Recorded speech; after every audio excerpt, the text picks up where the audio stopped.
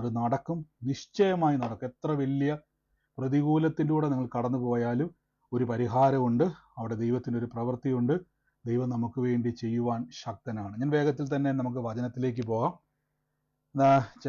കഴിഞ്ഞ ദിവസങ്ങളിൽ നമ്മൾ പറഞ്ഞതുപോലെ നമ്മുടെ പ്രാർത്ഥനകളൊക്കെയും മുന്നോട്ട് ചെയ്യുവാൻ കർത്താവിൻ്റെ കൃപയിൽ ആഗ്രഹിക്കുന്നു.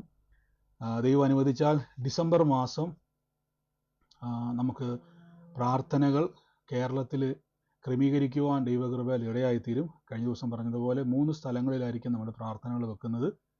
അത് നമ്മുടെ പ്ലാൻ അല്ല, പ്രാർത്ഥിച്ചിട്ട് കർത്താവ് തരുന്ന ആലോചന പ്രകാരമുള്ള സ്ഥലങ്ങളിലാണ്. 2 പ്രാവശ്യമായിട്ട് വെക്കാം. 1 ഡിസംബറിലും 2 ഓഗസ്റ്റിലും സെപ്റ്റംബറിലുമായിട്ട് പ്രാർത്ഥനകൾ ക്രമീകരിക്കാൻ വേണ്ടിയാണ് ഞാൻ തുടക്കത്തിലേ പറഞ്ഞത്. നിങ്ങൾ പ്രാർത്ഥിക്കുക. പ്രാർത്ഥനകൾക്ക് വേണ്ടി, മുന്നോട്ടുള്ള കാര്യങ്ങൾക്ക് വേണ്ടിയൊക്കെ കർത്താവിൻ്റെ വേലയിൽ വിതയ്ക്കുന്നവരുണ്ട്. നിങ്ങളെ ഓർത്ത് ഞാൻ ദൈവത്തെ സ്തുതിക്കുന്നു. അപ്പോൾ നിങ്ങൾ തുടർന്നുകൊണ്ടിരിക്കുക. നിങ്ങൾ വരാൻ പോകുന്ന പ്രാർത്ഥനകൾക്ക് വേണ്ടി ഒരു വിത മാറ്റിവെക്കുക.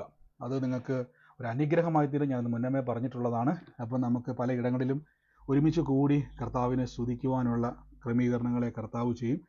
ചുരുങ്ങിയ സമയങ്ങളുള്ളൂ. എനിക്ക് തോന്നുന്നു ഞാനൊരു 10 ദിവസത്തേക്കാണ് വരാൻ പ്ലാൻ ചെയ്തിരിക്കുന്നത്.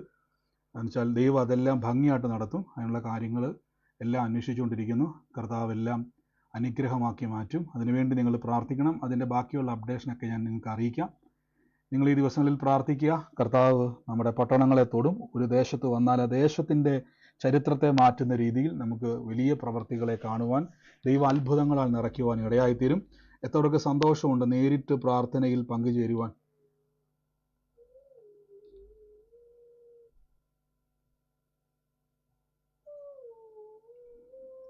ആമേൻ, ആമേൻ. തീർച്ചയായിട്ടും നമുക്ക് അതിനുള്ള ക്രമീകരണങ്ങളെ ചെയ്യുക. അപ്പോൾ നിങ്ങൾ പ്രാർത്ഥിക്കുക. അപ്പോൾ ഞാൻ പറഞ്ഞല്ലോ, ഈ 3-4 സ്ഥലത്ത് 10 ദിവസത്തിനുള്ളിൽ നടക്കുന്ന മീറ്റിങ്ങുകളാണ് ഇതെല്ലാം. അപ്പോൾ അതിനുവേണ്ടി നിങ്ങൾ പ്രാർത്ഥിക്കണം. ആ ദേശത്തിലെ ഏതൊക്കെയാണ് നടക്കാൻ പോകുന്ന സ്ഥലങ്ങൾ എന്നുള്ളത് ഞാൻ പിന്നീട് അറിയിക്കാം. പ്രാർത്ഥിച്ചുകൊണ്ടിരിക്കുന്നു. ഒരു കാര്യം ഞാൻ ഉറപ്പിച്ച് പറഞ്ഞു, എറണാകുളത്തെ കാര്യം ദൈവാത്മാവ് കാണിച്ചതാണ്. അങ്ങനെ പലയിടങ്ങളിലും ചെയ്യാൻ വേണ്ടിയാണ് പ്രാർത്ഥിച്ചുകൊണ്ടിരിക്കുക. പിന്നെ അത് മാത്രമല്ല, നിങ്ങൾ കർത്താവിൻ്റെ നാമത്തിൽ വിതയ്ക്കണം, ഉറപ്പായിട്ടും വിതയ്ക്കണം. വരാൻ പോകുന്ന മീറ്റിങ്ങിന് വേണ്ടി എന്ത് ചെയ്യണം? ദശാംശങ്ങൾ നിങ്ങൾ മാറ്റിവെക്കണം. ആ ഒരു മീറ്റിംഗ് ഏറ്റവും അനുഗ്രഹമായി തീരുവാൻ തരാം. നിങ്ങൾ വിതച്ചാലും വിതച്ചില്ലേലും കർത്താവ് ആ മീറ്റിംഗ് ഏറ്റവും അനുഗ്രഹമാക്കി മാറ്റും. നിർബന്ധമല്ല, പക്ഷേ വിതയ്ക്കുന്നതിൻ്റെ കാര്യങ്ങൾ ഞാൻ പറഞ്ഞല്ലോ. വിതയ്ക്കുന്നത് ആ ഒരു മീറ്റിങ്ങിൽ ഒരു വ്യക്തിയെങ്കിലും രക്ഷിക്കപ്പെടും. കഴിഞ്ഞ ദിവസം സഹോദരി പറഞ്ഞതുപോലെ, എൻ്റെ ഈ കർത്താവിൻ്റെ വേലയിൽ ഞാൻ എൻ്റെ അധ്വാനത്തിൽ നിന്ന് ഒരു ഓഹരി തരുമ്പോൾ ഒരാത്മാവെങ്കിലും യേശുവിലേക്ക് വരുവാനൊരു മുഖാന്തിരമാകണം. അതുകൊണ്ട് പ്രാർത്ഥിക്കുക. കർത്താവിൻ്റെ നാമത്തിൽ നമുക്ക് മുന്നോട്ട് പോകാം. വലിയ പ്രവർത്തികളാൽ കർത്താവ് ചെയ്യുവാൻ ഇടയായിത്തീരും. ദൈവം നമ്മളെ സൂക്ഷിക്കുന്നല്ലോ, ദൈവം നമ്മളെ അനുഗ്രഹിക്കുന്നല്ലോ. വരുന്ന അപ്ഡേഷനുകൾ അറിയിക്കും. യൂട്യൂബിലും ലൈവിലും ഫേസ്ബുക്കിലും ഒക്കെ കാണുന്നവർ നോട്ട് ചെയ്യുക. നിങ്ങൾ ഗ്രൂപ്പിൽ ജോയിൻ ചെയ്യുക. നമുക്കതിൻ്റെ ഡീറ്റെയിൽസുകൾ അറിയാൻ പറ്റും. പ്രാർത്ഥിക്കാം. വചനങ്ങളൊക്കെ ഞാൻ പെട്ടെന്ന് ഒരു വാക്യം എന്ന് പറഞ്ഞതിന് ശേഷം പ്രാർത്ഥിക്കാൻ വേണ്ടി പോവാണ്. സമയം ഇച്ചിരി മുന്നോട്ട് പോയി. നമ്മുടെ ലൈവ് സ്ട്രീം ഇടയ്ക്കൊന്ന് സെറ്റ് ചെയ്യാൻ താമസം വന്നുകൊണ്ടാണ്. ദൈവം നമ്മളെ സഹായിക്കട്ടെ. ഇന്നത്തെ അനുഗ്രഹത്തിനായിട്ടൊരു വാക്യം വായിക്കാം. നമ്മൾ ഇന്നലെ വായിച്ച ഒരു കാര്യമുണ്ട്. സ്വർഗരാജ്യത്തിൽ രക്ഷിക്കപ്പെട്ട് പ്രവേശിച്ച വ്യക്തികൾക്ക് ഒരു നിയമമുണ്ടെന്നും ആ നിയമത്തിൻ്റെ അടിസ്ഥാനത്തിലാണ് ഒരു വിശ്വാസി ജീവിക്കുന്നതെന്നും ഞാൻ ഇന്നലെ പറഞ്ഞിരുന്നു. നിങ്ങളത് കേട്ടെന്ന് വിശ്വസിക്കുന്നു.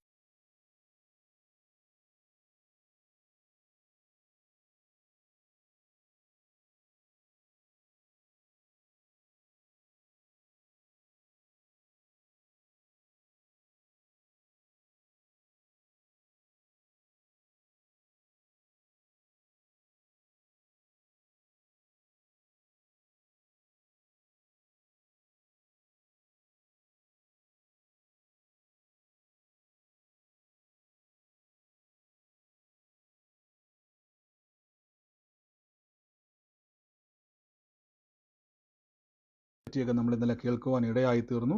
അപ്പോൾ കർത്താവിൻ്റെ കൃപയിൽ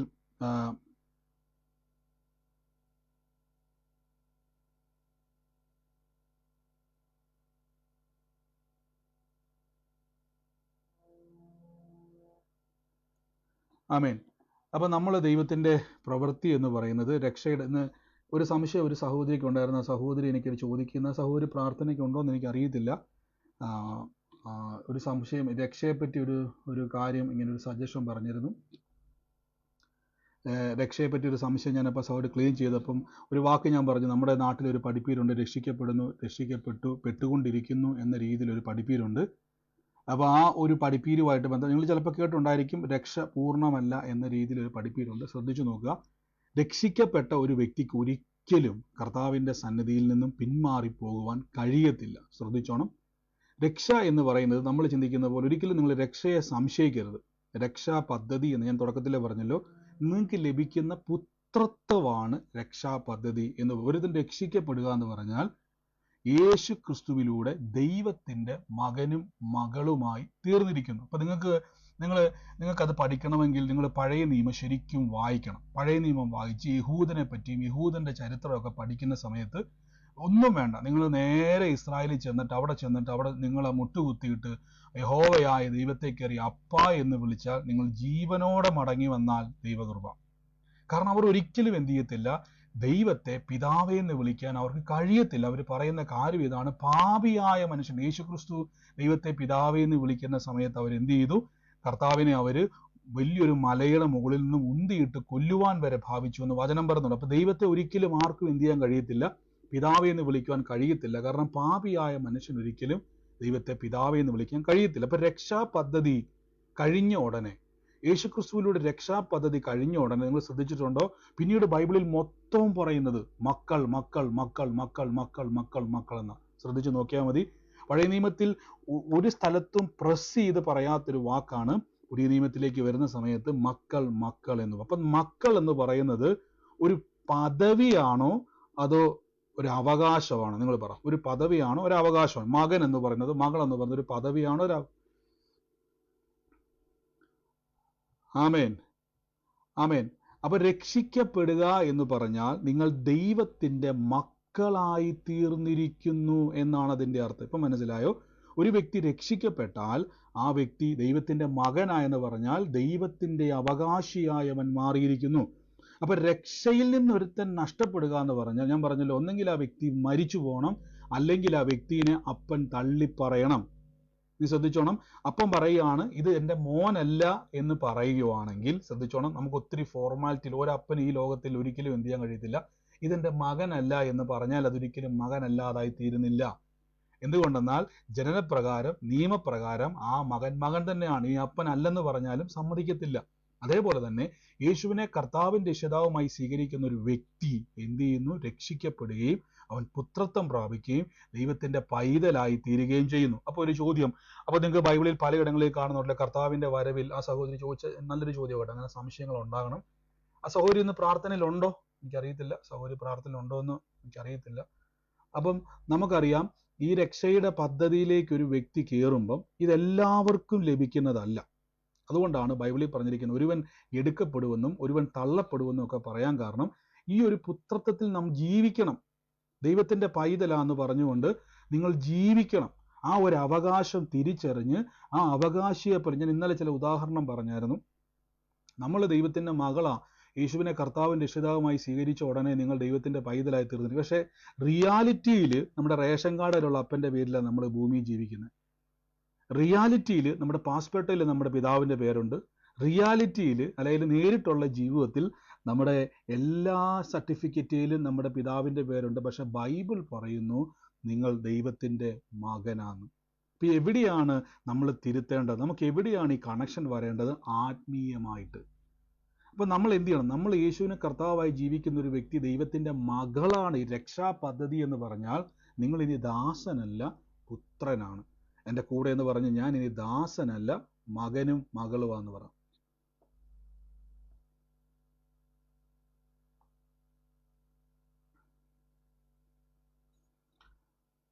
ആമേൻ.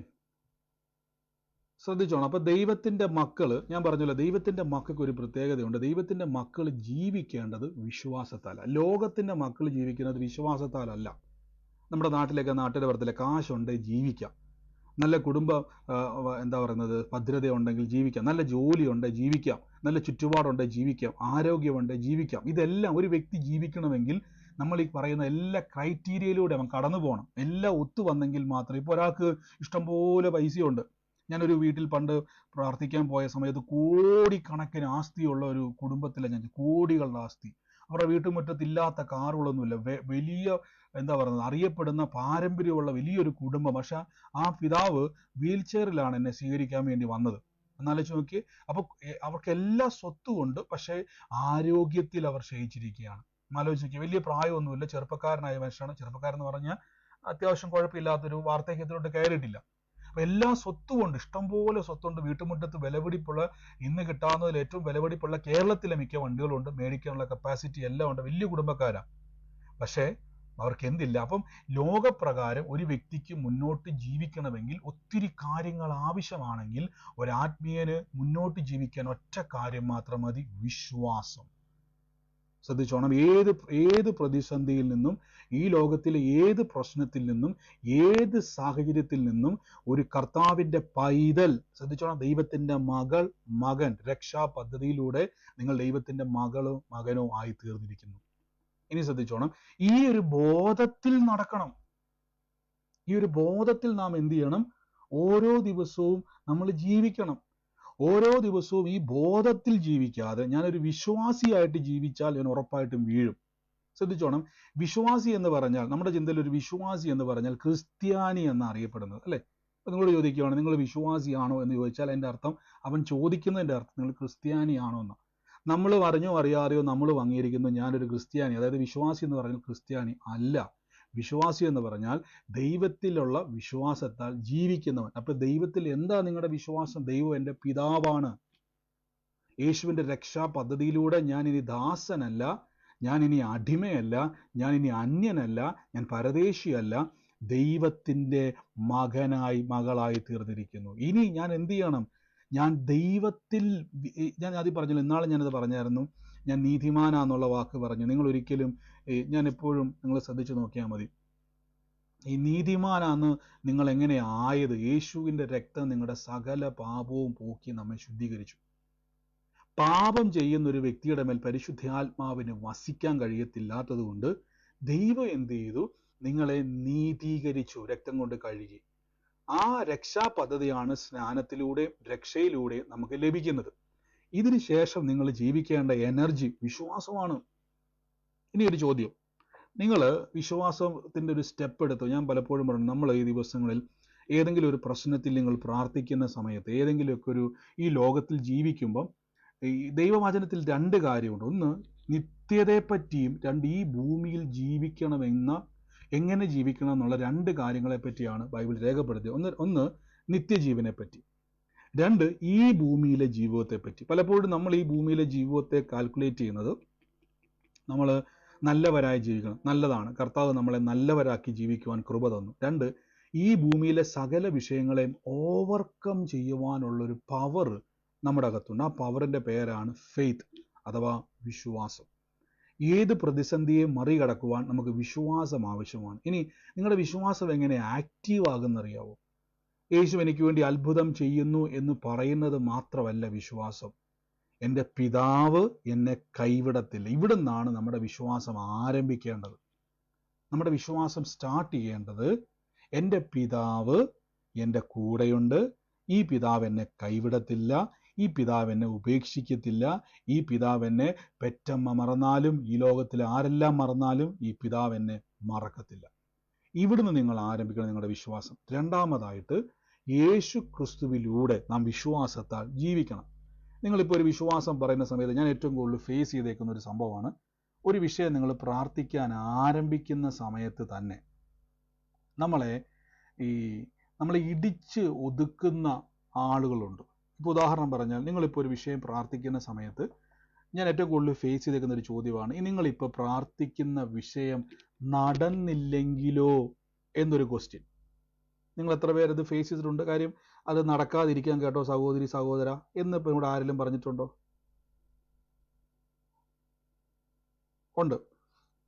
ഉണ്ട്.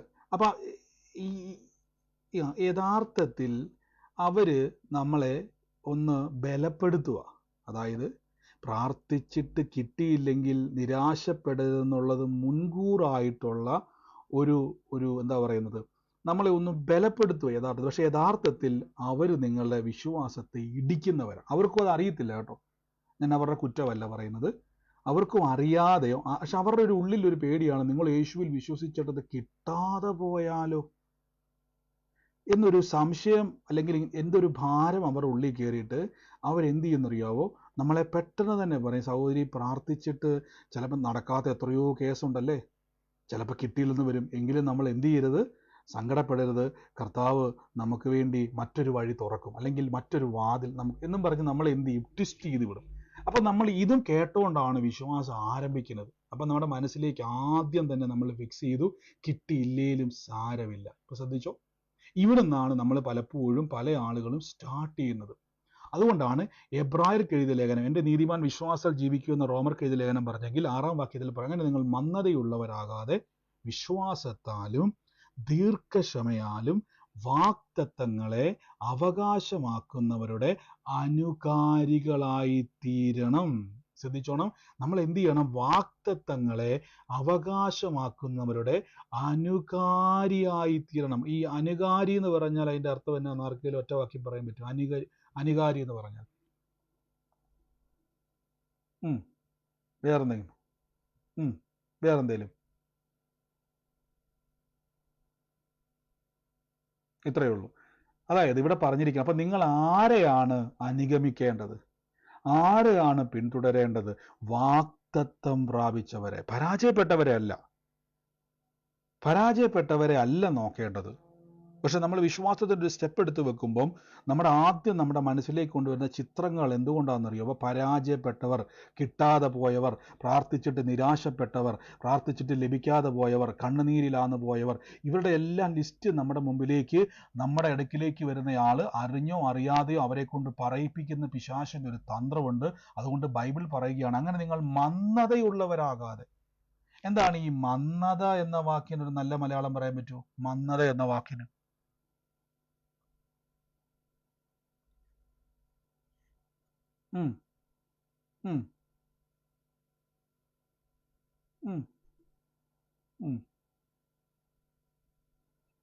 ഒരു ഉത്സാഹമില്ലാത്തവർ, ഒരു എന്താ പറയുന്നത്, ഒരു ലേസി ആയിട്ടുള്ള ആളുകൾ. അതിൻ്റെ അർത്ഥം എന്ന് പറഞ്ഞാൽ അവിടെ അപ്പോൾ യഥാർത്ഥത്തിൽ ദൈവം എന്താ ഉദ്ദേശിക്കുന്നത്? മന്ദതയുള്ളവരാകാതെ, മടുപ്പുള്ളവരാകാതെ, ഒരു ലേസി ആയിട്ടുള്ള പടുപ്പിൽ പോകാതെ, പിന്നെ നിങ്ങൾ എങ്ങനെയുള്ളവരാകണം? സ്ട്രോങ് ആയിരിക്കണം. മടിയന്മാരാത് തന്നെ ലിസ സൗകര്യമാക്കിയിട്ട്, മടിയന്മാരാകാതെ, മടി വരരുത്. നമുക്ക് എപ്പോഴേ മടി വരുന്നറിയാമോ? ഈ പിള്ളേരൊക്കെ സ്കൂളിൽ പോകുന്ന സമയത്ത് പെട്ടെന്ന് അവർക്കൊരു മടി, ഇന്ന് പോകണ്ട. അതിൻ്റെ കാര്യം എന്തുവാ? അവർക്കൊരു മടി, അവർക്കൊരു ഉന്മേഷമില്ല. പക്ഷെ ബൈബിൾ പറയണം, വചനം എടുക്കുന്ന സമയത്ത് നമുക്ക് മടി വരരുത്. നമ്മുടെ അകത്തേക്ക് എന്തു കയറണം? ഉത്സാഹം കയറണം. അതിന് ഉത്സാഹം കയറണം. നിങ്ങൾ ആദ്യം എന്ത് ചെയ്യണം? ഇതിനു മുമ്പ് ദൈവപ്രവൃത്തി നടന്നവരുടെ സാക്ഷ്യങ്ങൾ ബൈബിളിൽ നിന്നും അന്വേഷിച്ച് കണ്ടെത്തണം. ഇപ്പോൾ മനസ്സിലായോ? അത്ഭുതം നടക്കാത്തവർ ലിസ്റ്റ് തപ്പി പോകാതെ, നിങ്ങൾക്ക് ഉത്സാഹം തരുന്ന രീതി, നിങ്ങളെ ഉത്സാഹിപ്പിക്കുന്ന വചനങ്ങൾ കേൾക്കണം, ഉത്സാഹിപ്പിക്കുന്ന സാക്ഷ്യങ്ങൾ കേൾക്കണം, ഉത്സാഹിപ്പിക്കുന്ന രീതിയിലുള്ള അന്തരീക്ഷത്തെ നിങ്ങൾ ഉണ്ടാക്കണം. നിങ്ങളെ ഇടിച്ചു താക്കുന്ന ആൾക്കാരുടെ അടുത്ത് പോയി പ്രാർത്ഥിച്ചാൽ നിങ്ങൾ ഒന്നും കൂടെ താന്നു പോകത്തേ ഉള്ളൂ. നിങ്ങളെ ഭയപ്പെടുത്തുന്ന പ്രാർത്ഥനകൾക്ക് നിങ്ങൾ പങ്കെടുത്താൽ നിങ്ങളുടെ ഭയം വർദ്ധിക്കും. നിങ്ങൾക്ക് ഒരിക്കലും വാഗ്ദത്തം പ്രാപിക്കാൻ കഴിയത്തില്ല. നിങ്ങളെ മന്ദതയുള്ളവരാക്കി മാറ്റും.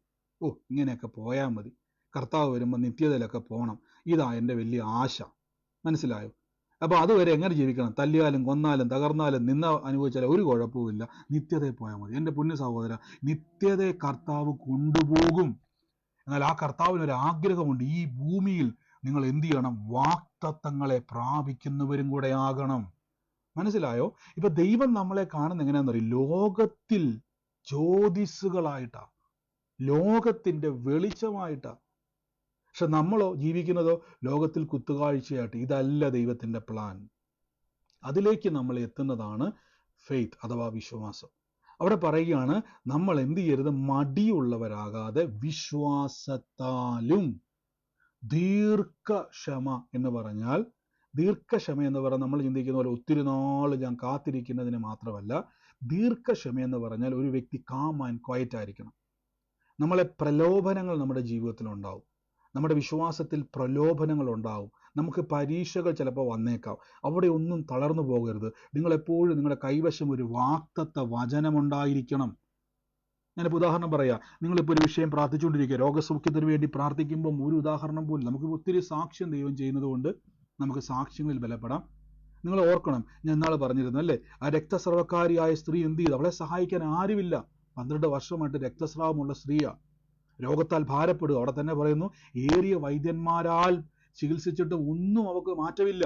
അത്രത്തോളം ഭാരത്തിലിരിക്കുന്ന ആ മകള് ഒരു സഹായമില്ലാതെ, ഒരു പ്രാർത്ഥനക്കാരുടെ ഹെൽപ്പ് ഇല്ലാതെ ആ മകൾ എന്ത് ചെയ്തു? യേശുവിനെ ഞാൻ തൊട്ട് സൗഖ്യമാകുമെന്ന് തന്നെ പോയി തൊട്ടു.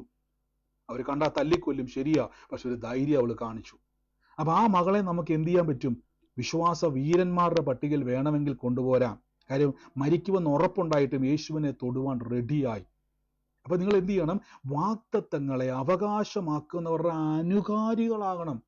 നിരാശപ്പെടുത്തുന്നവരുടെ കൂട്ട് വെട്ടിയേക്കണം. ഞാൻ അങ്ങനെ തന്നെ പറയുക. നിങ്ങളെ വിശ്വാസത്തിൽ നമുക്കറിയാമല്ലോ, നമ്മുടെ ചുറ്റുവട്ടത്തിൽ കാര്യം വിശ്വാസമൊക്കെ പറയുന്നവരാണെങ്കിലും നമ്മളെ അങ്ങോട്ട് ഇടിക്കുന്ന ആൾക്കാരുണ്ടെങ്കിൽ സന്തോഷത്തോടെ സ്നേഹത്തോടെ ആ ബന്ധങ്ങളിൽ നിന്ന് ഒഴിഞ്ഞു നിന്നോണം. അവരെ വെറുക്കാനല്ല ഞാൻ പറയുന്നത്, അവരെ സ്നേഹിക്കാതിരിക്കാനല്ല ഞാൻ പറയുന്നത്, അവരെ സ്നേഹിക്കണം. പക്ഷെ ആ വ്യക്തി ചിലപ്പോൾ ജീവിതത്തിൽ എന്നെ മന്ദതയുള്ള വ്യക്തിയാക്കാൻ സാധ്യത. കാര്യം ആ വ്യക്തി എൻ്റെ നന്മയ്ക്കാന്ന് വിചാരിച്ചാൽ പറയുന്നത്. സഹോദരി, തളർന്നു പോകരുത്. പ്രാർത്ഥനയൊക്കെ നല്ലതാണ്, വിശ്വാസമൊക്കെ നല്ലതാണ്, സ്തോത്രമൊക്കെ നല്ലതാണ്, പക്ഷേ ജീവിതമാണ്. ഞാൻ ആദ്യം തന്നെ പറഞ്ഞല്ലോ, ഒരു ലോകത്തിൽ ഒരു മനുഷ്യന് ജീവിക്കണമെങ്കിൽ അവന് പണം വേണം, അവന് ചുറ്റുപാട് വേണം, അവന് ആരോഗ്യം വേണം, അവന് ബന്ധുബലം വേണം, അവന് ഒത്തിരി കാലാവസ്ഥകളെല്ലാം അനുകൂലമായെങ്കിൽ മാത്രം ഒരു വ്യക്തിക്ക് മുന്നോട്ട് നന്നായി ജീവിക്കാൻ പറ്റത്തുള്ളെങ്കിൽ ഒരു വിശ്വാസിക്ക് ഇതൊന്നുമില്ലെങ്കിലും അവൻ വിശ്വാസത്താൽ ജീവിക്കും. പ്രതിസന്ധികളെ കീറിമുറിച്ച് അവൻ ജീവിക്കും. ഇത് നിങ്ങളിൽ ആക്റ്റീവ് ആകണമെങ്കിൽ നിങ്ങൾ എന്ത് ചെയ്യണം? നിങ്ങൾ വിശ്വാസത്താൽ ബലപ്പെടുന്നവരാകണം. അപ്പൊ നമുക്ക് ആദ്യം എന്ത് വേണം? മന്ദതയുള്ളവരാകരുത്. എനിക്കറിയാം, നിങ്ങൾ വിഷമിച്ചിരിക്കുമായിരിക്കും, ഒരു ആമേൻ പറയാൻ പോലുള്ള ബലം നിങ്ങൾക്കില്ലായിരിക്കും, ഒരു സ്വോത്രം പറയാനുള്ള അന്തരീക്ഷം നിങ്ങൾക്കില്ലായിരിക്കും. അപ്പൊ നിങ്ങൾ എന്ത് ചെയ്യണം? തുടർച്ചയായിട്ട് നിങ്ങളെ എൻകറേജ് ചെയ്യുന്ന കൂട്ടായ്മയിൽ പോയിരിക്കണം. അല്ലാതെ അവിടെ ചെല്ലുമ്പോൾ പിശാച് നിങ്ങളെ ബന്ധിച്ചിട്ടേക്കുവാണ്, പിശാച് നിങ്ങളുടെ വീട് മൊത്തം നശിപ്പിച്ചിട്ടേക്കുവാണ്, സാത്താൻ നിങ്ങളെ ട്യൂൺ ചെയ്തിരിക്കുക എന്നൊക്കെ പറയുന്ന കൂട്ടായ്മയിൽ പോയി നിൽക്കാതെ കർത്താവിൽ അവൻ്റെ അമിത ബലത്തിലും ശക്തിപ്പെടുന്ന കൂട്ടായ്മകളിൽ നിങ്ങൾ എന്ത് ചെയ്യണം? പോകണം. ഞാൻ ഉറപ്പിച്ചു പറയാം, വാഗ്ദത്തങ്ങളെ അവകാശമാക്കുന്നവരുടെ അനുകാരികളാകണം. ശ്രദ്ധിച്ചു നോക്കി. ഇപ്പൊ വാഗ്ദത്തങ്ങളെ അവകാശമാക്കിയ ആ വ്യക്തികളുടെ അനുകാരികളാകണമെന്ന് പറഞ്ഞാൽ ബൈബിള് തന്നെ പറയുന്നു, പരാജയപ്പെട്ടവരുടെ അനുകാരികളാകരുത്. പരാജയപ്പെട്ടവരെ നിങ്ങൾ ഫോളോ ചെയ്യരുത്. ഞാൻ പറഞ്ഞല്ലോ, ഒരു വിശ്വാസി, നമ്മൾ പലപ്പോഴും, ഞാൻ തുടക്കത്തിൽ പറഞ്ഞത്, ഈ രക്ഷാപദ്ധതി ആ സഹോദരി എന്നോട് ചോദിച്ചത് കൊണ്ടാണ് ഞാൻ പറഞ്ഞത്. നമ്മുടെ ഈ രക്ഷാപദ്ധതിയിലേക്ക് നാം പ്രവേശിക്കുമ്പോൾ ഇന്ന് ആ സഹോദരി പ്രാർത്ഥനയ്ക്കുണ്ടോ? ഇന്ന് എനിക്ക് മെസ്സേജ് അയച്ച സഹോദരി പ്രാർത്ഥനയ്ക്കുണ്ടോ? സംശയങ്ങൾ ഇന്ന് കേൾക്കുന്നുണ്ടോ? ഇന്ന് ഉണ്ട് സിസ്റ്ററെ. ഞാൻ സിസ്റ്റർ പറഞ്ഞ ചോദ്യം കൂടെ ആയിട്ട് ബന്ധപ്പെട്ടാണ് ഞാൻ ഈ പറഞ്ഞുകൊണ്ടിരിക്കുന്നത്. എനിക്ക് സംശയം ചോദിക്കുന്നത് ഭയങ്കര ഇഷ്ടമാണ്. കാര്യം ഞാൻ എപ്പോഴും പറയാറില്ലേ, നമ്മളത് ക്ലിയർ ചെയ്യണം. സംശയങ്ങൾ, ഞാൻ എൻ്റെ ജീവിതത്തിൽ എപ്പോഴും സംശയം ക്ലിയർ ചെയ്യും. അപ്പോൾ ഈ രക്ഷാപദ്ധതി എന്ന് പറയുമ്പം നമ്മൾ പലപ്പോഴും ചിന്തിക്കും, ഈ വചനപ്രകാരം ജീവിക്കാത്തവരാ. സിസ്റ്റർ ചോദിച്ച ചോദ്യം അതായിരുന്നു എന്നോട് ഇന്ന്, അതുമായിട്ട് ബന്ധപ്പെട്ടാണ് ഞാൻ പറഞ്ഞത്. സിസ്റ്റർ ചോദിച്ച ചോദ്യം ഇതാണ്. അപ്പോൾ ബൈബിളിൽ എഴുതിയിട്ടുണ്ട് എല്ലാവരും പോകത്തില്ല, ശരിയാ. അതുകൊണ്ടാണ് സുവിശേഷം എല്ലാവർക്കും വേണ്ടി യേശു മരിച്ചെങ്കിലും എല്ലാവരും യേശുവിനെ അംഗീകരിക്കുന്നില്ല. ഇനി യേശുവിനെ കർത്താവും രക്ഷിതാവുമായി സ്വീകരിച്ച വ്യക്തി തിരിച്ചറിയണം, ഞാൻ രക്ഷിക്കപ്പെട്ടിരിക്കുന്നത്. എന്താ രക്ഷ? ഞാൻ ദൈവത്തിൻ്റെ മകളോ മകനും ആയി തീർന്നിരിക്കുന്നു. ഇനി ഞാൻ ആ ഒരു ലൈഫിൽ ജീവിക്കണം. ഞാൻ അതുകൊണ്ടാണ് ഇന്നലെ പറഞ്ഞത്, ഞാൻ ദൈവത്തിൻ്റെ പൈതലാണ്, വലിയ സുവിശേഷം എന്നൊക്കെ പറഞ്ഞുകൊണ്ട് ഞാൻ നടന്നിട്ട് നിങ്ങൾ എന്നെ ഒരു മദ്യഷാപ്പിൽ വൈകുന്നേരം കണ്ടാൽ ആ വഴിയിൽ വെച്ച് തന്നെ നിങ്ങൾ എന്നെ വട്ടം പിടിച്ചിട്ട്, ബ്രദറെ ഇത് എന്ത് പരിപാടി ബ്രദർ കാണിക്കുന്നത്? ഞാൻ പറയുന്നു, ഞാൻ ചില്ലറ മാറാൻ വേണ്ടി കയറിയതാ. പക്ഷെ നിങ്ങൾ പറയും, ബ്രദറെ എന്തുവാണെങ്കിലും ചില്ലറ മാറാൻ വേറെ എത്രയോ സ്ഥലങ്ങളുണ്ട് ബ്രദറെ, ഇവിടെ തന്നെ എന്തിനാ ബ്രദർ കയറിയത്? ആ ചോദ്യം നിങ്ങൾ എന്തുകൊണ്ട് എന്നോട് വീണ്ടും വീണ്ടും ചോദിക്കുന്ന കാര്യം, നിങ്ങൾ എന്നെ അവിടെ പ്രതീക്ഷിക്കുന്നില്ല. ഇപ്പം മനസ്സിലായോ? അപ്പം നമുക്കൊരു സ്റ്റാൻഡേർഡ് ഓഫ് ലൈഫ്, നമ്മളൊരു വിശ്വാസി ജീവിക്കേണ്ട ഒരു ജീവിതമുണ്ട്. മനസ്സിലാവുന്നുണ്ടോ? മറ്റുള്ളവർ എന്നെ കാണുമ്പോൾ ഞാൻ ദൈവ പൈതലാണ്, ഈ ബോധത്തിൽ ജീവിക്കുന്നവൻ എടുക്കപ്പെടും, അല്ലാത്തവൻ തള്ളപ്പെടും. അല്ലാത്തത് ആരാന്നറിയാവോ? ഈ തിരിച്ചറിവില്ല, പക്ഷെ പേരിന് വിശ്വാസിയാ. ഈ ഒരു തിരിച്ചറിവിൽ നമ്മൾ സ്റ്റെപ്പ് വെക്കുമ്പോഴാണ് നമുക്ക് എന്ത് ലഭിക്കുന്നത്?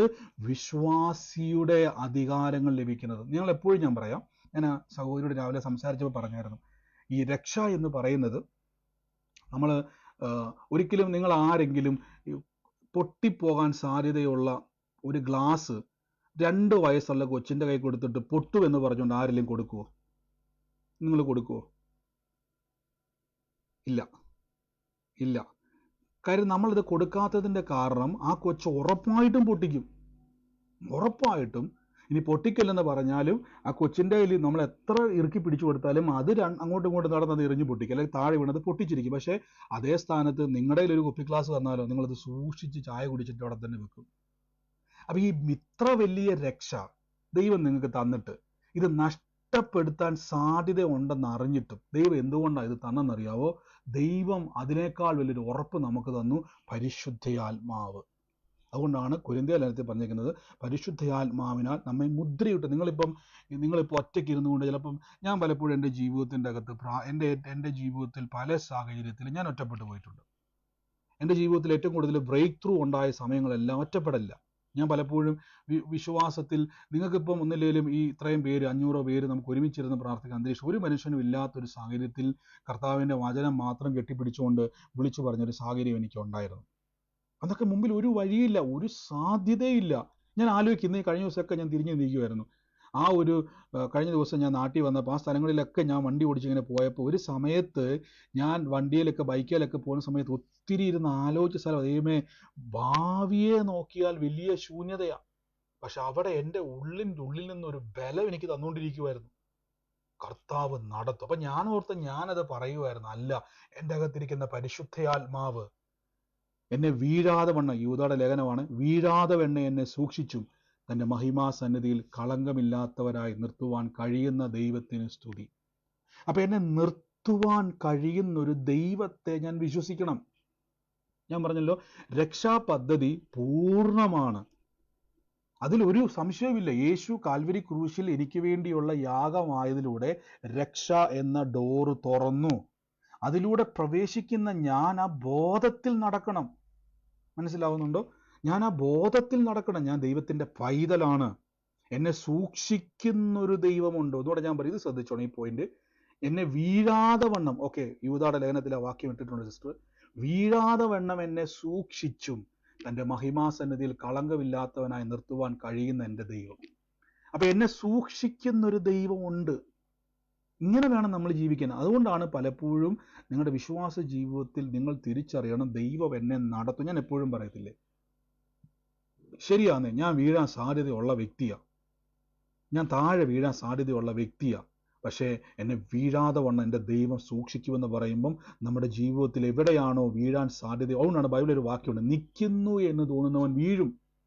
ഞാൻ കർത്താവിൻ്റെ സന്നിധിയിൽ ഇത്രയും നാൾ നിന്നു എന്ന് പറയുന്നവൻ നാളെ വീണിരിക്കും, പക്ഷെ ദൈവം എന്നെ നിർത്തിയെന്ന് പറയുന്നവൻ പിന്നെയും ജീവിക്കും. മനസ്സിലാകുന്നുണ്ടോ?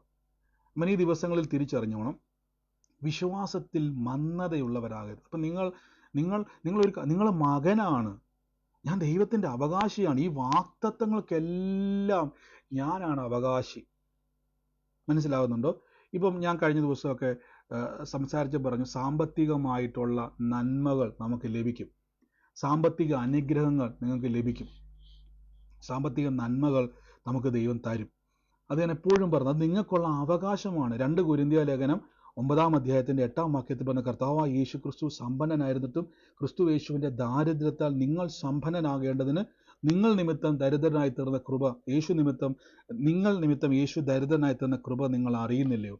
അപ്പം ഇതെല്ലാം വാഗ്ദത്തങ്ങളാണ്. ഓക്കെ, റീത്ത സൗര്യ വാക്യം ഇട്ടിട്ടുണ്ട് 2 കൊരിന്ത്യർ 8:9. കഴിഞ്ഞ ദിവസം ഷിജു ബ്രദർ എന്നെ വിളിച്ചിട്ട് പറഞ്ഞു, ബ്രദറെ, ഞാൻ കർത്താവിൻ്റെ വേലയ്ക്ക് വേണ്ടി വിതച്ചിട്ടുണ്ട്. പിന്നെ ഇങ്ങനെ ഒരു വാക്ക് അദ്ദേഹം പറഞ്ഞു, കുറഞ്ഞു പോയോ എന്ന് എനിക്കറിയത്തില്ല. ഞാൻ പറഞ്ഞു, സഹോദരൻ, അത് കുറവോ കൂടുതലോ ഒന്നും അല്ല. നിങ്ങൾ വരാൻ പോകുന്ന പ്രാർത്ഥനകൾക്ക് വേണ്ടി അദ്ദേഹം വിതച്ചു. അദ്ദേഹത്തിൻ്റെ ജോലിയിൽ നിന്ന് ഒരു അംശം അദ്ദേഹം എന്ത് ചെയ്തു? കർത്താവിൻ്റെ വേലയിൽ വിതച്ചു.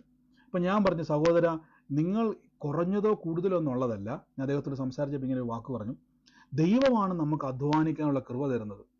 നിങ്ങൾ കർത്താവിൻ്റെ വേലയിൽ വിതയ്ക്കുമ്പോൾ ആ ജോലിയിൽ എനിക്ക് ലഭിച്ച ദശാംശമോ ഓഹരിയോ നിങ്ങൾ വരാൻ പോകുന്ന ജാതികൾ അനേകരെ യേശുവിലേക്ക് വരാൻ ഒരു വിത നിങ്ങൾ വിതയ്ക്കുമ്പോൾ അത് കുറവോ കൂടുതലൊന്നുമല്ല. ഞാൻ വിതച്ചു എന്നുള്ളത് കർത്താവ്, അതാ ദൈവം നോക്കുന്നത്. ഞാനത് വിതയ്ക്കുമ്പോൾ എന്താ സംഭവിക്കുന്നത്? ദൈവത്തിൻ്റെ കൃപയിൽ ഞാൻ വിശ്വസിക്കുകയാണ്, ദൈവം എനിക്ക് നന്മ തന്നിരിക്കുന്നു. അപ്പം ഇതെല്ലാം ഒരു വാഗ്ദത്തമാണ്. അല്ല, നിങ്ങൾ ആലോചിക്കുക, ചുമ്മാ എന്തിനാണ് നിങ്ങൾ ഈ കാശ് കൊടുക്കുന്നത്? കർത്താവിൻ്റെ വേലയിൽ ഞാൻ വിതയ്ക്കുക. അതുകൊണ്ടാണ് ഞാൻ എപ്പോഴും പറയുന്നത്, നിങ്ങൾ ഏത് സഭയിലായിക്കോട്ടെ, ആ സഭകളിൽ, നിങ്ങളായിരിക്കുന്ന സഭയിൽ, കൂട്ടായ്മയിൽ നിങ്ങൾ അവിടെ ഓഹരികളും ദശാംശങ്ങളും കൊടുക്കുന്നവരാകണം.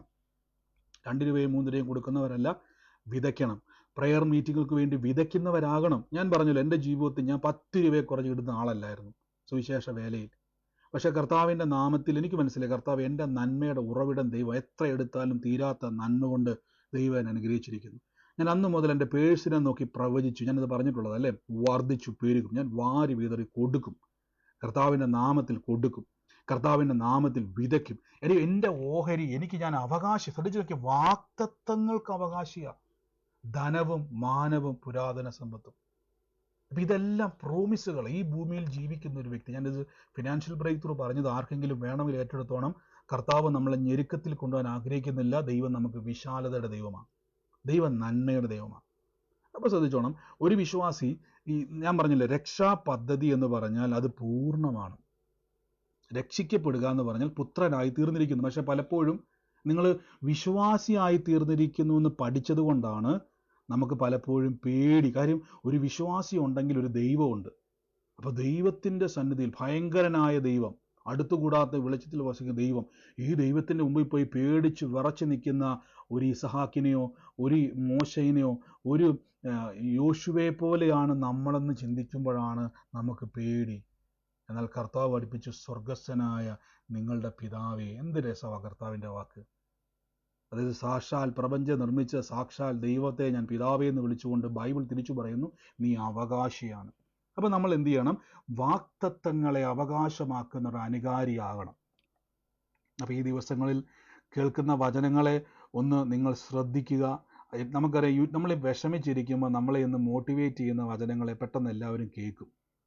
അതിൻ്റെ അകത്ത് ചിലർ പറയും, ഈ കഷ്ടതയിലൂടെ നീ കടന്നു പോകുന്നാലും സാരമില്ല കേട്ടോ, കർത്താവ് നിൻ്റെ കൂടെയുണ്ട് കേട്ടോ, കർത്താവ് നിങ്ങളെ സഹായിക്കും കേട്ടോ എന്നൊക്കെ പറഞ്ഞ്, എങ്കിലും കർത്താവ് ഇനി നിന്നെക്കൊണ്ട് പ്രവർത്തിച്ചില്ലേലും കുഴപ്പമില്ല, കർത്താവ് നിൻ്റെ കൂടെയുണ്ട്, അങ്ങനെയൊക്കെ പറയുന്ന സുവിശേഷം കേൾക്കരുതേ. കർത്താവ് കൂടെ ഉണ്ടെങ്കിൽ ബൈബിളൊരു വാക്യമുണ്ട്, നീ എന്നോട് പറ്റിയിരിക്കുകയാൽ ഞാൻ നിന്നെ വിടുവിച്ചിരിക്കും. ഞാൻ ഞെരുക്കത്തിലിരുന്നപ്പോൾ ദൈവത്തോട് നിലവിളിച്ചു, ദൈവം എനിക്ക് വിശാലത വരുത്തിയും തന്നെയാണ് പറഞ്ഞിരിക്കുന്നത്. ഒരു മാറ്റവുമില്ല. പ്രതിസന്ധി ഉണ്ടെങ്കിൽ വന്നെങ്കിൽ ഞാൻ ഉറപ്പിച്ചു പറഞ്ഞു, എനിക്കൊരു ദൈവമുണ്ട്, എനിക്കൊരു പിതാവുണ്ട്. ആ പിതാവ് എനിക്ക് വാഗ്ദത്തങ്ങളിലൂടെ എന്നെ പുറത്തു കൊണ്ടുവരും. വാഗ്ദത്തങ്ങളിലൂടെ ദൈവം എന്നെ ഉയർത്തും. യേശുവിൻ്റെ നാമത്തിൽ ഈ ദിവസങ്ങളിൽ പ്രവചിക്കുന്നവരാകണം നിങ്ങൾ. ആമേൻ. നമുക്ക് ഒരുമിച്ചെന്ന് പ്രാർത്ഥനയോടെ തന്നെ കർത്താവിൻ്റെ സന്നിധിയിൽ മുന്നോട്ട് പോകാം. ദൈവം നിങ്ങളെ സഹായിക്കട്ടെ. വർഗീസ് ബ്രദർ ഇപ്പം നിങ്ങൾക്ക് വേണമെങ്കിൽ അതിൻ്റെ ഡീറ്റെയിൽസുകളെല്ലാം കൊടുക്കുന്നതായിരിക്കും. വിതയ്ക്കാൻ താല്പര്യമുള്ളവർ ഈ ദിവസങ്ങളിൽ പ്രാർത്ഥിക്കുക. ഞാൻ ആഗ്രഹിക്കുന്നു ഡിസംബറിലേക്ക് അത് ചെയ്യുവാനാണ് പ്രാർത്ഥിച്ചുകൊണ്ടിരിക്കുന്നത്. അപ്പം ഈ ദിവസങ്ങളിൽ അതിനുവേണ്ടി നിങ്ങൾ പ്രാർത്ഥിക്കണം. അതിനുവേണ്ടിയുള്ള കാര്യങ്ങൾ, ടിക്കറ്റുകളൊക്കെ അന്വേഷിച്ചുകൊണ്ടിരിക്കുന്നു. കർത്താവ് എല്ലാം നന്മയായിട്ട് ഒരുക്കും. അപ്പോൾ അങ്ങനെയാണെങ്കിൽ നമുക്ക് ഇനിയിപ്പം അധികം സമയമില്ല, 1 മാസം കൂടെ ഉള്ളൂ. അപ്പോൾ പ്രാർത്ഥനയോടെ തന്നെ നിങ്ങൾ ഇരിക്കുക. കർത്താവ് നിങ്ങളെ സഹായിക്കട്ടെ. നമുക്ക് ദൈവസന്നിധിയിൽ ഇന്ന് വിശ്വാസത്തോടെ മുന്നോട്ട് പോകുവാൻ ദൈവം ഇടയാക്കും. അപ്പോൾ ഈ ദിവസങ്ങളിൽ അപ്പം നമ്മൾ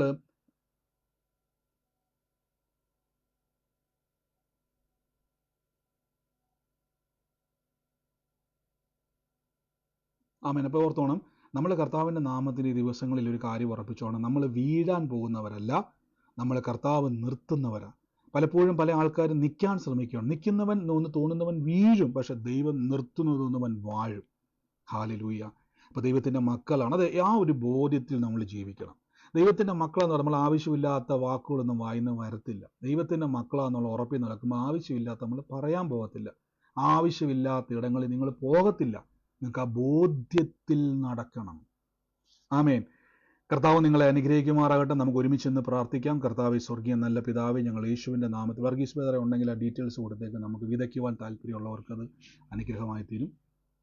ദൈവം നമ്മളെ സഹായിക്കട്ടെ. കർത്താവിൻ്റെ കൃപയിൽ നമുക്ക് ഒരുമിച്ചെന്ന് മുന്നോട്ട് പോകാം.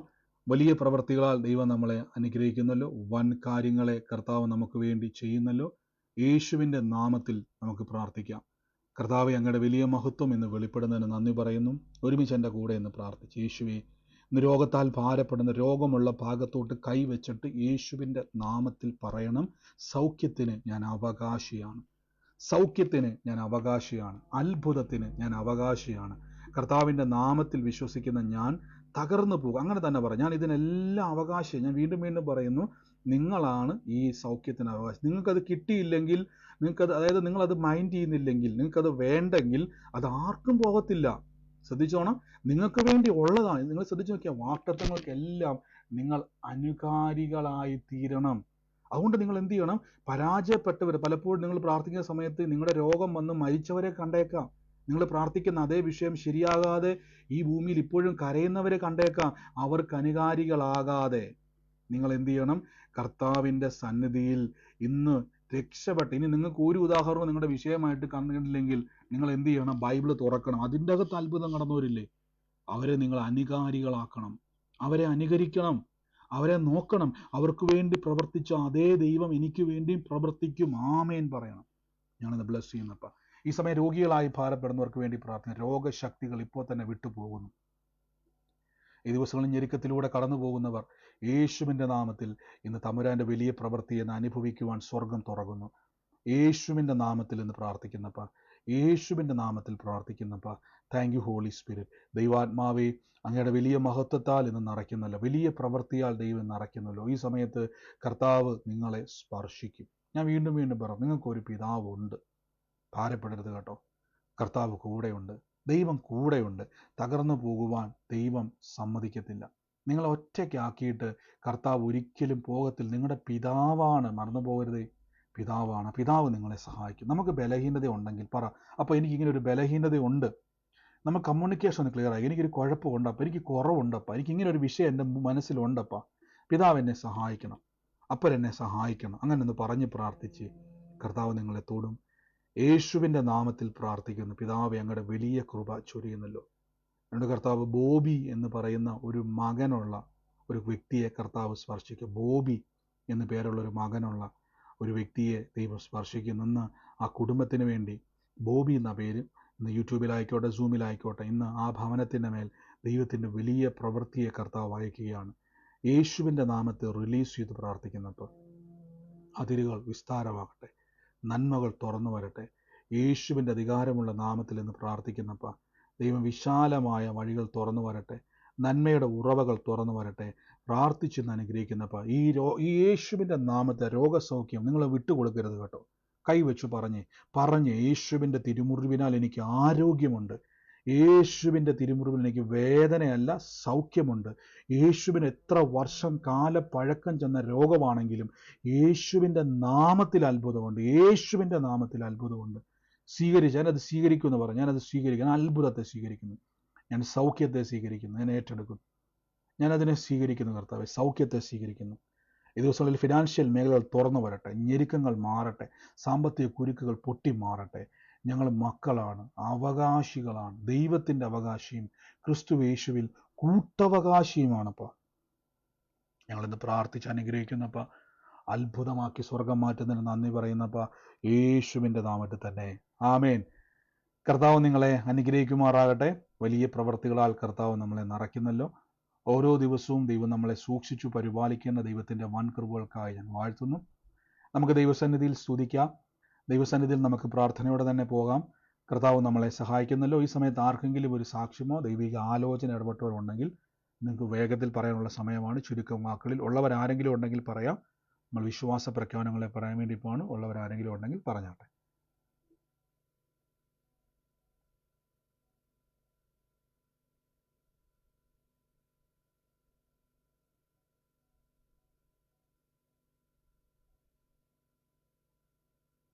പറഞ്ഞോ.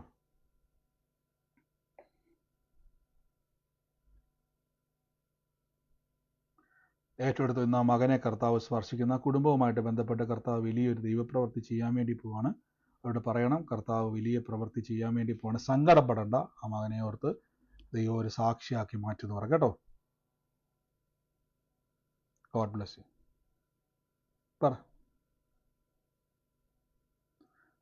വാട്സാപ്പിൽ വിളിച്ചാൽ മതി സിസ്റ്ററെ.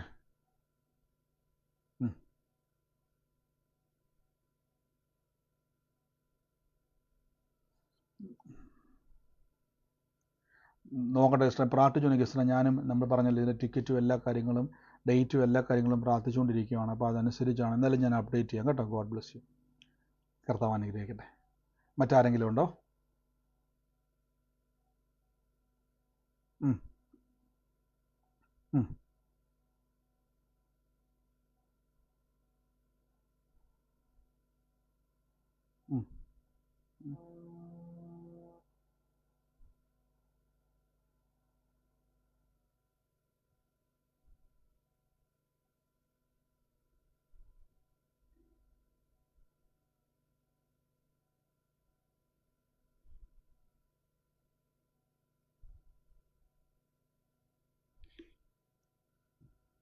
പ്രാർത്ഥിച്ചിട്ട് പറയാം സിസ്റ്റർ. വാട്സാപ്പിലേക്ക് അയക്കുക കേട്ടോ.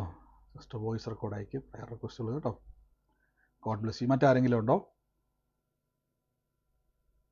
പറഞ്ഞോ പറഞ്ഞോ പറഞ്ഞോ പറഞ്ഞോ.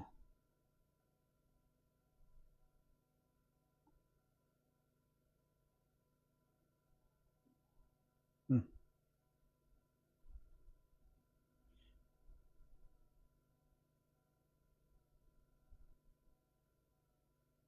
ഉം,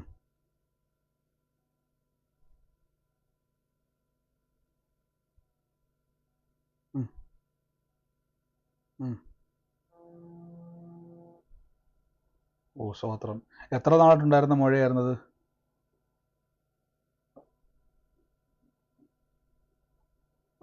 ഉം, ഉം, ഉം. അതിന് ശേഷം ഇപ്പം അവിടെ ഇല്ല. ആ സ്തോത്രം. കർത്താവെ അങ്ങ് സൗഖ്യമാക്കി നിന്ന്. നമുക്കറിയാം അങ്ങനെ ഒരു മഴ ആ കയ്യിൽ നിന്ന് അപ്രതീക്ഷിതമായി പോകണമെങ്കിൽ ഒരു ഓപ്പറേഷൻ കൂടെ അത് നടക്കത്തില്ല. പക്ഷേ പ്രാർത്ഥനയ്ക്ക് ശേഷം പിറ്റേ ദിവസം സൗകര്യം നോക്കിയപ്പോൾ ആൻറ്റി നോക്കിയപ്പം അവിടെ മഴയില്ല. അത് സൗഖ്യമായിരിക്കുന്നു, അപ്രതീക്ഷിതമായിരിക്കുന്നു. കർത്താവെ അങ്ങ് സൗഖ്യമാക്കിയതിന് നന്ദി, തൊട്ടതിന് നന്ദി. യേശുവിൻ്റെ നാമത്തിൽ തന്നെ. God bless U. കർത്താവ് അനുഗ്രഹിക്കട്ടെ. ആമേൻ ആമേൻ. മറ്റാരെങ്കിലും ഉണ്ട്? പറഞ്ഞു.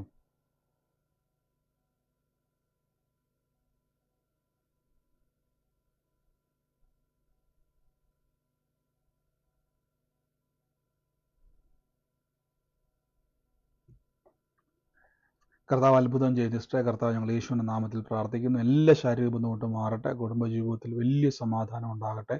അനുഗ്രഹിക്കുന്നു യേശുവിൻ്റെ നാമത്തിൽ തന്നെ. ആമേൻ. ഗോഡ് ബ്ലെസ് യു സിസ്റ്ററെ. മറ്റാരെങ്കിലും ഉണ്ടോ? പറഞ്ഞു പറഞ്ഞു.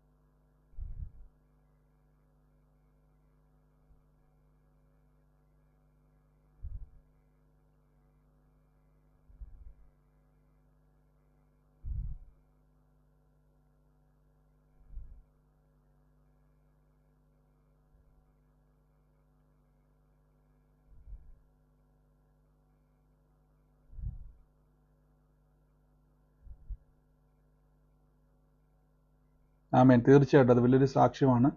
നമ്മൾ വിശ്വാസത്തിൻ്റെ പ്രവൃത്തികൾ ചെയ്യുന്നവരാകണം.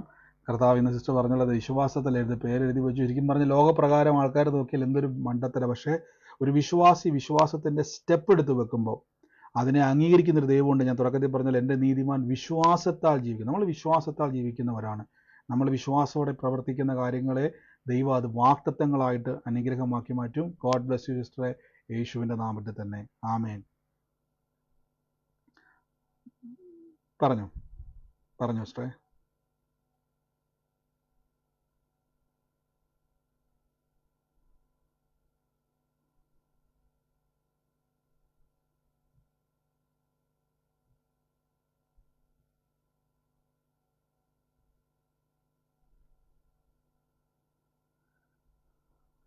കർത്താവ് ഞങ്ങളൊന്ന് അനുഗ്രഹിച്ച് പ്രാർത്ഥിക്കുന്ന ആ എക്സാമിന് ചെല്ലുമ്പോൾ വലിയൊരു അത്ഭുതമായി തീരട്ടെ. കർത്താവ് ഇന്ന് പഠിച്ചതും ഗ്രഹിച്ചതും എല്ലാം തക്ക സമയത്ത് ഉപയോഗിക്കാനുള്ള കൃപയുണ്ടാകട്ടെ.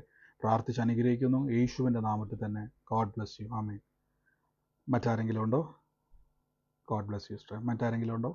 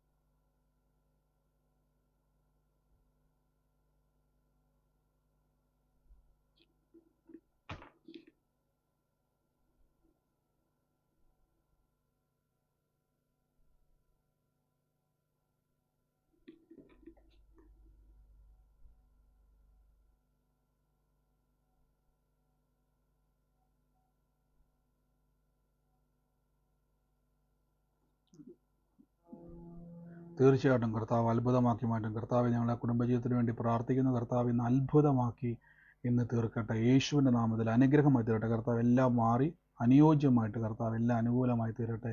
യേശുവിൻ്റെ നാമത്തിൽ തന്നെ ആമേൻ. കർത്താവ് അനുഗ്രഹിക്കട്ടെ. God bless you brother. മറ്റാരെങ്കിലും ഉണ്ടോ സാക്ഷ്യം പറയാൻ?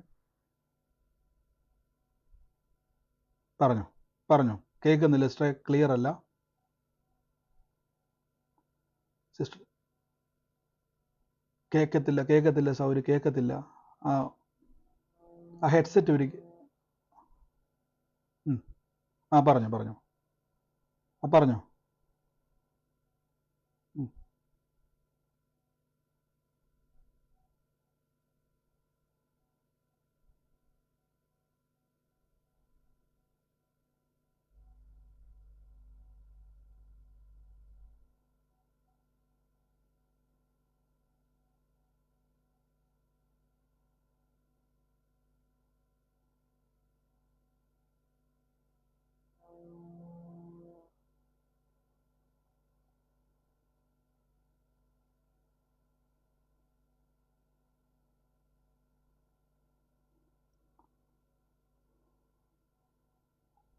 ആമേൻ. വലിയൊരു അത്ഭുതമാണ് എന്ന് പറഞ്ഞുകൊണ്ട് തന്നെ ബാക്ക് എന്തായിരുന്നു വിഷയം എന്ന് പറഞ്ഞാൽ ബൾജ് നിൽക്കുന്നായിരുന്നു അല്ലേ?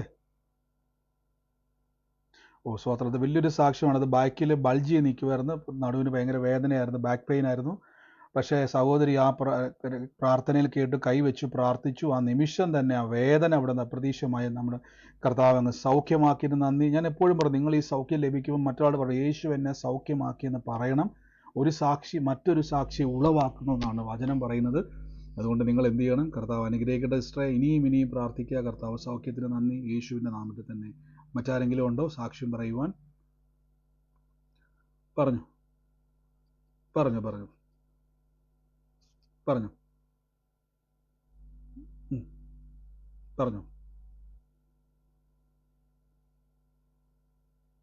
ഓക്കെ, ഞാൻ തോമസ് വേറെ മറന്നുപോയി. ഹോസ്റ്റ് ആക്കിയിട്ടുണ്ടേ. ഞാൻ ഹോസ്റ്റ് ആക്കിയെന്ന് വിചാരിച്ചിരുന്നു. പറഞ്ഞു.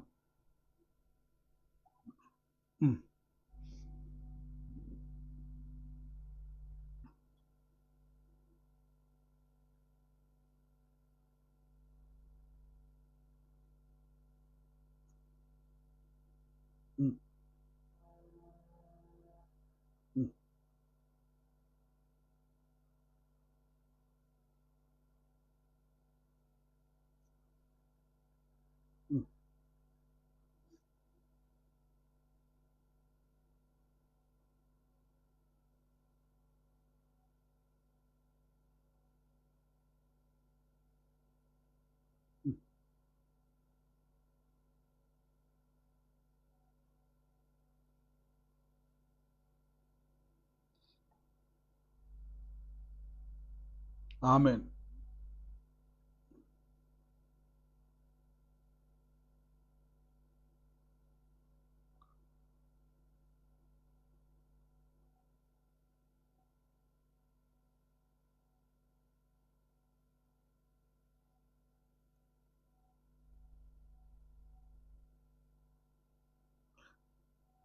ആമേൻ. തീർച്ചയായിട്ടും വലിയൊരു സാക്ഷ്യമാണ്. ദൈവാത്മാവ് പ്രവചന ആലോചന ഇടപെട്ടതാണ്. വീടിൻ്റെ അകത്തിരിക്കുന്ന വ്യക്തിയെയും ആ വ്യക്തിയുടെ കാലയിലുള്ള ആ രോഗത്തെയും ദൈവം പറഞ്ഞതാണ്. സിസ്റ്റർ പറഞ്ഞത് തന്നെ മുറിവിൻ്റെ പാടുമൊക്കെ ശരീരത്തിലുണ്ടായിരുന്നു. സൂറിയാസിസിൻ്റെ ഒരു ബുദ്ധിമുട്ടായിരുന്നു. പക്ഷേ കർത്താവ് അത് സൗഖ്യമാക്കി. ആ പാട് പോലും ഇല്ലാത്ത രീതിയിൽ അത് മാഞ്ഞുപോയി. വലിയ സാക്ഷ്യമാണ്. കർത്താവെ അങ്ങ് സൗഖ്യമാക്കിയതിന് നന്ദി. ദൈവം അത്ഭുതം ചെയ്തതിന് നന്ദി. ഗോഡ് ബ്ലെസ് യു സിസ്റ്ററെ. യേശുവിൻ്റെ അധികാരമുള്ള നാമത്തിൽ തന്നെ ആമേൻ. കർത്താവ് അനുഗ്രഹിക്കട്ടെ. മറ്റാരെങ്കിലും ഉണ്ടോ?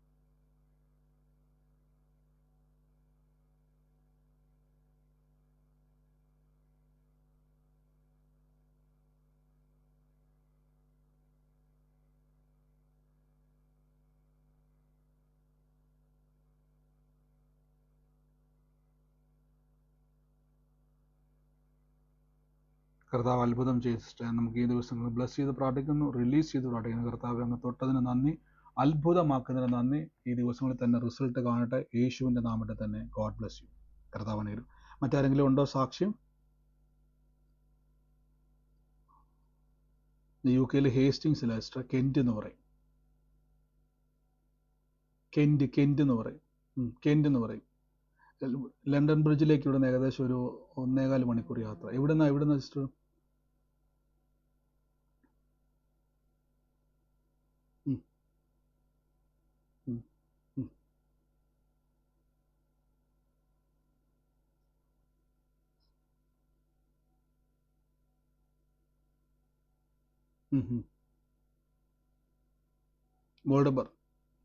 മോൾഡ് പറഞ്ഞാൽ മതി, നമ്മുടെ വാട്സാപ്പിൽ ജോയിൻ ചെയ്യാൻ പറഞ്ഞാൽ മതി. UK മീറ്റിങ്ങിൻ്റെ ഡീറ്റെയിൽസുകൾ പറയാം കേട്ടോ.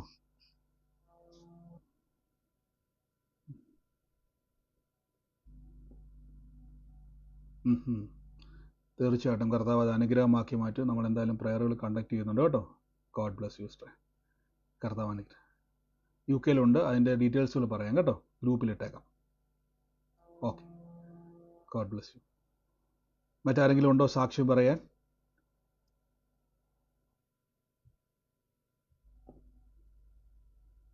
മറ്റാരുമില്ലാന്ന് ഞാൻ വിശ്വസിക്കുന്നു. നമുക്ക് ഒരുമിച്ച് കർത്താവിൻ്റെ തിരുസന്നിധിയിൽ ഇന്ന് പ്രാർത്ഥനയോടെ തന്നെ മുന്നോട്ട് പോകാം.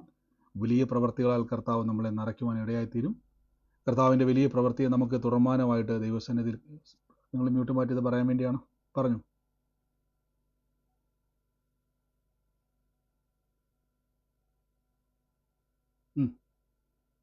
പറഞ്ഞു.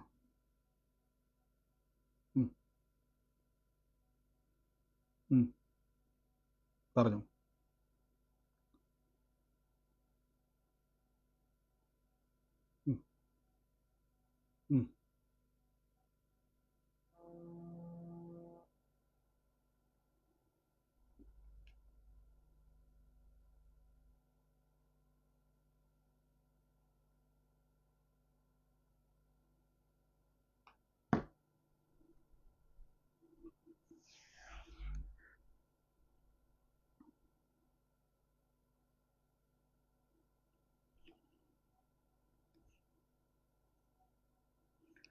കർത്താവെ, ഞങ്ങൾ സിസ്റ്ററെ കൈ അവിടെ വെച്ചു. സിസ്റ്ററെ ഇപ്പം തന്നെ സൗഖ്യമാകുകയാണ് യേശുവിൻ്റെ തിരുമുറിവ്. സിസ്റ്റർ പറഞ്ഞു, രോഗസൗഖ്യത്തെ ഞാൻ അവകാശിയാണ്. യേശു എനിക്ക് വേണ്ടി മുറിവേറ്റു.